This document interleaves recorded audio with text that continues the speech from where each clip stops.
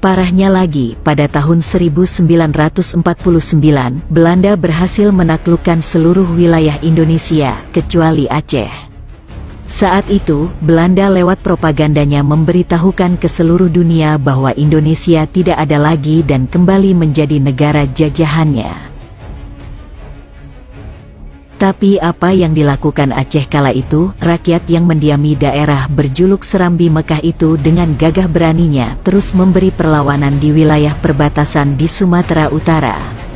Dengan kegigihan perjuangan rakyatnya, Belanda gagal menaklukkan Aceh. Kemudian lewat radio Rimba Raya, rakyat Aceh membatalkan berita propaganda Belanda yang menyebut Indonesia tidak ada lagi. Pejuang Aceh dengan gagahnya memberitahukan kepada dunia bahwa Indonesia masih ada dan tetap menjadi negara merdeka dan berdaulat. Republik Indonesia masih ada, karena pemimpin Republik masih ada, tentara Republik masih ada, pemerintah Republik masih ada, wilayah Republik masih ada, dan di sini adalah Aceh.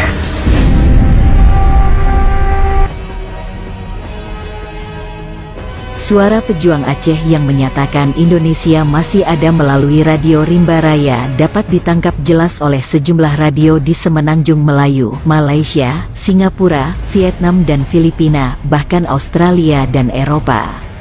Alhasil, banyak negara dunia mengabaikan Belanda dan dengan tegas mengakui kemerdekaan Indonesia kembali.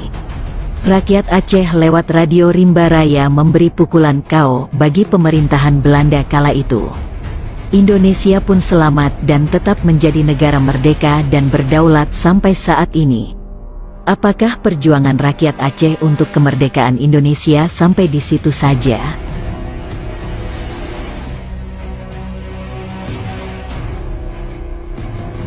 Ada sejumlah kontribusi besar lainnya yang diberikan rakyat Aceh untuk Indonesia yang mungkin saat ini mulai dilupakan. Sebagai bangsa besar yang di dalamnya mengalir darah para pejuang, sejatinya Indonesia tidak boleh lupa akan sejarah, jangan pula sombong dengan tidak mengakui peran besar rakyat Aceh. Lalu apa jasa-jasa Aceh lainnya untuk Indonesia? Menjadi donatur kemerdekaan Indonesia. Kontribusi rakyat Aceh yang satu ini mungkin tidak banyak yang tahu. Ketika Belanda dan Jepang menjajah Indonesia, Aceh tidak sepenuhnya dikuasai oleh kedua negara penjajah tersebut, sehingga ekonomi rakyat Aceh tetap berjalan.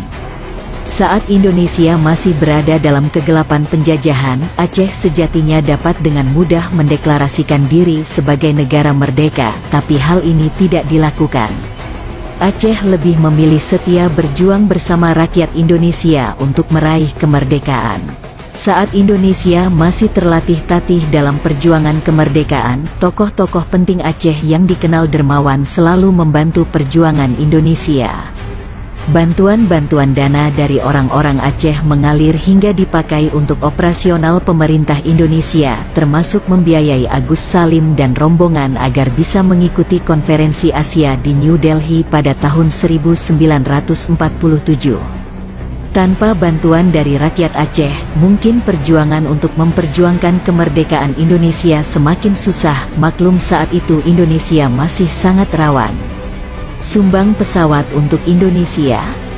Indonesia saat ini adalah negara yang sangat kaya akan hasil alamnya, meski rakyatnya menjerit akibat banyaknya pejabat yang korup.